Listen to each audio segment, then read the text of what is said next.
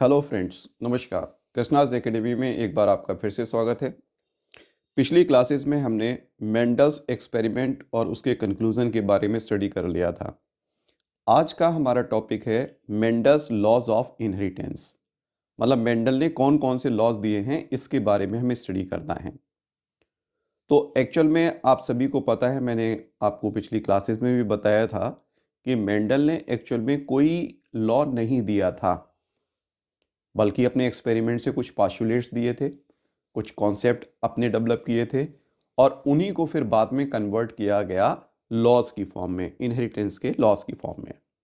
तो देखें यहाँ पर, तो लॉज ऑफ इनहेरिटेंस या principles of heredity, laws of genetics और the Mendel's law of inheritance, ये सब एक ही चीज के लिए वर्ड यूज किए जाते हैं। जैसे कि अभी मैंने कहा कि in fact the Mendel himself did not give any principles और द लॉ, कोई भी लॉ उसने नहीं दिया था। किसने दिया? Carl Correns compiled the result of the Mendel's experiment or their postulates in the laws of inheritance, which are also called the Mendel's laws of inheritance. Mendel के ऑनर में ही इनको नाम दिया जाता है मेंडल्स लॉज ऑफ इनहेरिटेंस। कौन कौन से लॉ कंपाइल किए हैं? अब यहां भी अगर आप पढ़ेंगे थोड़ा सा डिटेल से, वैसे तो हमारे मतलब का नहीं है, फिर भी उसने केवल दो लॉ ही प्रपोज किए थे। लॉ ऑफ सेग्रीगेशन किया था, लॉ ऑफ इंडिपेंडेंट असॉर्टमेंट किया था, लेकिन बाद में लॉ ऑफ डोमिनेंस भी जोड़ा गया। Now total 3 laws are compiled. The law first is law of dominance, second is law of segregation, law of independent assortment is the third one. पहला क्या हो गया? लॉ ऑफ डोमिनेंस है, दूसरा क्या है? लॉ ऑफ सेग्रीगेशन है, तीसरा क्या है? लॉ ऑफ इंडिपेंडेंट असॉर्टमेंट है। अब देखें इसमें ये किस किस पर बेस्ड थे, क्या क्या चीजें हैं। तो यहां लिखा हुआ है मैंने कि law of dominance and the law of segregation are based on the one gene inheritance और द मोनोहाइब्रिड क्रॉस। जो उसने मोनोहाइब्रिड क्रॉस किया या जो वन जीन इनहेरिटेंस को स्टडी किया था, उसके बेस पर 2 लॉ हैं। While the law of independent assortment is based on the 2 gene inheritance और द डाइहाइब्रिड क्रॉस। ये चीज आपको ध्यान रखनी पड़ेगी। कभी कभी ये पूछा जा सकता है एग्जाम में कि भाई 1 जीन के क्या क्या कंक्लूजन हैं और 2 जीन के क्या क्या कंक्लूजन हैं। तो सबसे पहले हम फर्स्ट लॉ डिस्क्राइब करते हैं, लॉ ऑफ डोमिनेंस। क्या क्या इसके मेन पॉइंट थे, क्या इसके रिजल्ट्स हैं, इसको देखें। According to the law of dominance, each character is controlled by one factor और ए जीन। जैसे कि आपको बताया था कि मेंडल ने कहा था कि फैक्टर कैपिटल टी था टॉलनेस के लिए, स्मॉल टी था डॉर्फनेस के लिए, रेड कलर के लिए आर था, और या शेप के लिए आर था, कोई भी ले सकते हैं। और आर जो है स्मॉल आर किसके लिए था? वाइट फ्लावर के लिए। इस तरीके के सिंबल्स जो हम यूज करते हैं, तो ये सब अपने आप में एक फैक्टर है। Next point is, in an individual a pair of factor for a character is present, it may be homozygous और हेट्रोजाइगस। ये भी हमने पिछली क्लास में आपको बताया था। ये मेंडल ने कंक्लूड जब किया था तो ये बताया था कि the F1 individuals are hybrid and they possess both the different type of the or the contrasting pair of the alleles or the factor। और वहीं से उसने कंक्लूड किया था कि जो होमोजाइगस पेरेंट्स हैं उनके अंदर भी पेयर ऑफ फैक्टर प्रेजेंट होगा। तो यहां से कंक्लूजन निकल कर आया था कि in an individual a pair of factor or for a character is present, they may be homozygous, they may be heterozygous। Next, अब ये इंपॉर्टेंट है जो लॉ ऑफ डोमिनेंस को इंडिकेट करेगा। when the two contrasting allele or the factor comes together in a heterozygous organism, only one is expressed completely phenotypically, it is called as the dominant factor or the dominant allele, and the other allele which is not able to express itself and remain hidden called the recessive factor or the recessive allele, and this phenomena is called as law of dominance। Means क्या हुआ? जैसे कि Mendel ने देखा था, बाकी experiment में गया, अगर ये 2 डिफरेंट टाइप के एलील प्रेजेंट हैं तो यहां पर स्मॉल टी अपने कैरेक्टर को शो नहीं करता, कैपिटल टी शो करता है, इसीलिए कैसे थे? Tall. Okay, but still the small t or the factor of the dwarfness is also present, that's why it is heterozygous। तो heterozygous condition में small t किसको रिप्रेजेंट कर रहा है? रिसेसिव फैक्टर को, और ये रिसेसिव फैक्टर आगे चल के फिर से अपीयर होता है, लेकिन कब होता है ये भी यहां पर क्लियर है कि रिसेसिव एलील्स और the factor of A trait is expressed only in homozygous condition. Heterozygous में नहीं करेंगे क्योंकि लॉ ऑफ डोमिनेंस को फॉलो करते हैं, लेकिन whenever they become homozygous they show their own character, means this represents the dwarf plant. Dwarf plant यहां पर प्रेजेंट होगा। Clear? Next one, this law is applicable for dihybrid, monohybrid, trihybrid, all crosses. In F1, all the plants are hybrid, but it is not universal law. ये हर एक पर applicable नहीं हो रहा है, इसके बहुत सारे एक्सेप्शन हैं जो हम अगले नेक्स्ट क्लास के अंदर शुरू करेंगे। 1 जीन इंटरेक्शन, 2 जीन इंटरेक्शन, ये जब पढ़ेंगे तो इसके अंदर आएंगे। तो this law is not the universal law, there are many exceptions. अब इनको एक्सप्लेन किया गया, कुछ एग्जाम्पल लेके समझ लेते हैं क्या हो रहा है। देखें, 2 एग्जाम्पल लिए हैं, पहला हाइट ऑफ द प्लांट है, दूसरा कलर ऑफ फ्लावर का है। तो पहले एग्जाम्पल में देखें, if we crossed the pure tall plant with the pure dwarf plant, then what will happen? The gametes are form according to the segregation and the each gamete of the pure tall plant contains the capital T, means the factor of tallness, and the dwarf plant forms the gamete which possess the small t। तो जो tall plant बनाएंगे उसके gamete में capital T trait present है या factor present है, dwarf वाले में क्या प्रेजेंट है? Small t।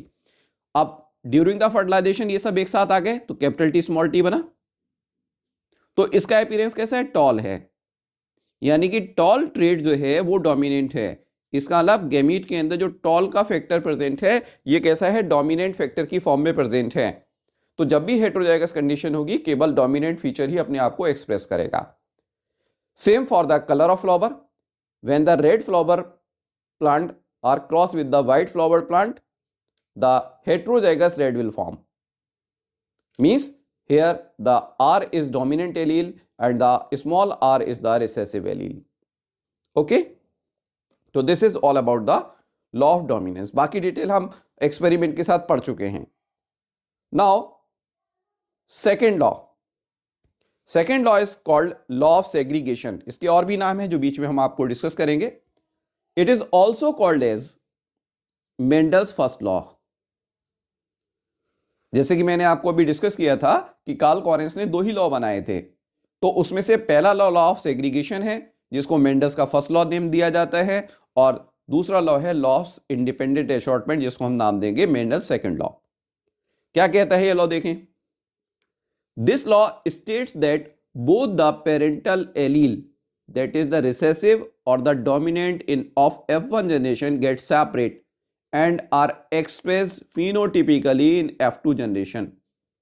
F1 में केवल एक ही ने अपने आप को phenotypically एक्सप्रेस किया था, यहां पर ये सेग्रीगेट हो जाएंगे और दोनों अपने आप को एक्सप्रेस करेंगे। ओके, क्या रेशियो रहेगा वो भी हम पढ़ेंगे। क्या है देखें, the two factors of a character which remain together in an individual do not get mixed up.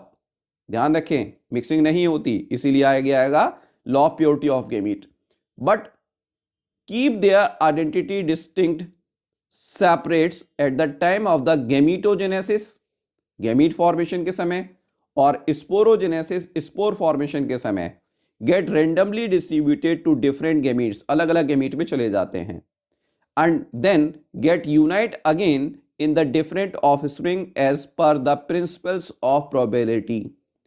जो principles of probability है इसके अकॉर्डिंग ये शिफ्ट हो जाएंगे। जो आपको बताया था कि 1/2 की प्रोबेबिलिटी होगी, 1/4 की प्रोबेबिलिटी होगी, तो वो सारी चीजों के हिसाब से ये डिस्ट्रीब्यूट हुए जो हमने लास्ट क्लास में पढ़ा भी था। अब क्या है, each gamete has only one allele of a pair.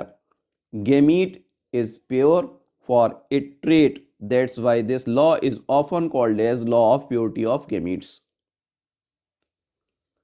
Now the next one, during the fertilization, the fusion of the male and female gamete is random to produce the zygote.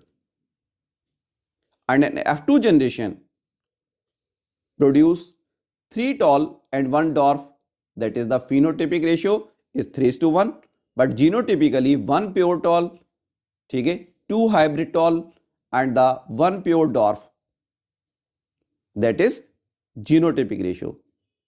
Genotypic ratio क्या हो गया? 1:2:1. Phenotypic ratio क्या हो गया? 3:1. Okay. Law of segregation is also called as the law of splitting of hybrid because the Eben hybrid again produce the tall and the dwarf plants like the parents. मतलब जहां पर ये माना गया कि दोनों करेक्टर मिक्स हैं, अब ये हुआ F2 जनरेशन में ये स्प्लिट हो गया हाइब्रिड. मतलब कैपिटल टी वाला भी अपना करेक्टर शो कर रहा है, स्मॉल टी वाला भी अपना करेक्टर को शो कर रहा है. And it is the universal law. This is most important. There is no exception of the law of segregation. Okay? अब ये आपका एनसीईआरटी के डायग्राम लेके फिर से एक्सप्लेन किया है मैंने. क्या है? ये टॉल प्लांट है, ये डॉर्फ प्लांट है. इससे गैमीट टॉल से क्या बने? कैपिटल टी सारे गैमीट एक जैसे बने क्योंकि प्योर है, होमोजाइगस है. Here dwarf plant small T ये भी होमोजाइगस, तो सारे ऐसे ही बनेंगे.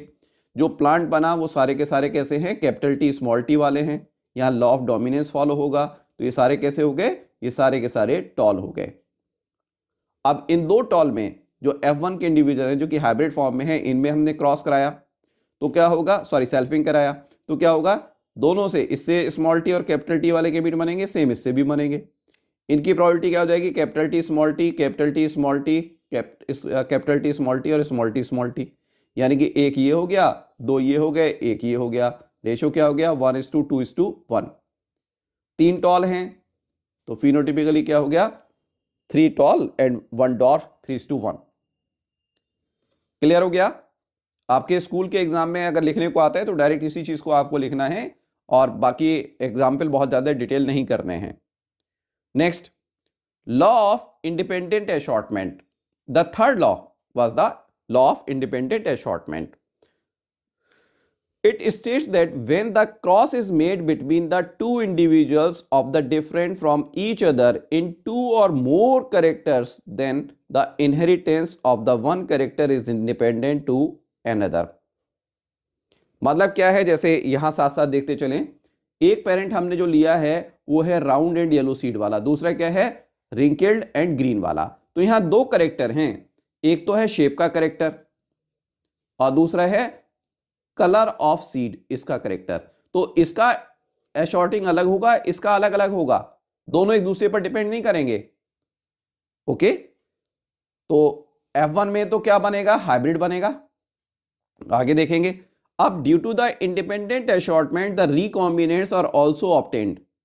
मतलब क्या हो रहा है यहां अगर आप देखोगे तो हमें F1 जनरेशन में तो सारे राउंड एंड येलो मिले, लेकिन जब एक्सपेरिमेंट हमने किया था तो आपको बताया था राउंड एंड येलो भी मिलेंगे एक पेरेंट की तरह, दूसरे रिंकल्ड एंड ग्रीन मिलेंगे दूसरे पेरेंट की तरह, लेकिन येलो एंड रिंकल्ड मिलेंगे ये रिकॉम्बिनेंट होगा, ग्रीन एंड राउंड मिलेंगे ये एक रिकॉम्बिनेंट होगा, जिसका रेशो आपने पढ़ रखा है, यहां भी लिखा है 9:3:3:1 होता है.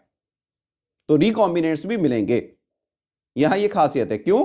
क्योंकि गैमीट फॉर्मेशन के समय कोई भी किसी के साथ जा सकता है, रेंडमली डिस्ट्रीब्यूशन यहां पर भी होता है. The two types of the factor of the each character assort और separate independent of the factor of the other character at the time of the gamete formation and get randomly rearranged. जैसे capital R capital Y ये वाला gamete बन गया, फिर ये gamete बन गया, फिर ये बन गया, ये बन गया, तो ये रेंडमली बनते हैं सारे. और इसीलिए आपको बताया था गैमीट बनने की प्रोबेबिलिटी इस टाइप की क्या हो जाएगी? 25%, क्योंकि गैमीट इक्वल में ही बनते हैं. जीनोटाइपिक रेशियो क्या हो गया? 1:2:1, 2:4:2 एंड 1:2:1. जल्दी से याद करें, राइमिंग की फॉर्म में कहें तो 1:1:2:4:3, sorry 1:1:2:4:2 and 1:1. And like law of dominance, this law is not universally applicable. यहां मैंने जानबूझ के लिखा है लाइक लॉ ऑफ डोमिनेंस, जैसे कि आपको याद हो जाए कि लॉ ऑफ डोमिनेंस में भी यूनिवर्सिटी नहीं है, यूनिवर्सल लॉ नहीं है, बल्कि क्या है वहां भी एक्सेप्शन प्रेजेंट होते हैं. तो आज इतना ही रखते हैं. आज का हमारा टॉपिक कंप्लीट होता है. ये था मेंडल्स लॉज ऑफ इनहेरिटेंस या लॉज ऑफ हेरिडिटी. और आप सबसे फिर यही एक रिक्वेस्ट है कि आप लगातार इसको सब्सक्राइब कर रहे हैं, जो लोग नए जुड़ रहे हैं वो इसको सब्सक्राइब करें, लाइक करें और ज़्यादा से ज़्यादा और लोगों के साथ शेयर करें. थैंक यू, धन्यवाद.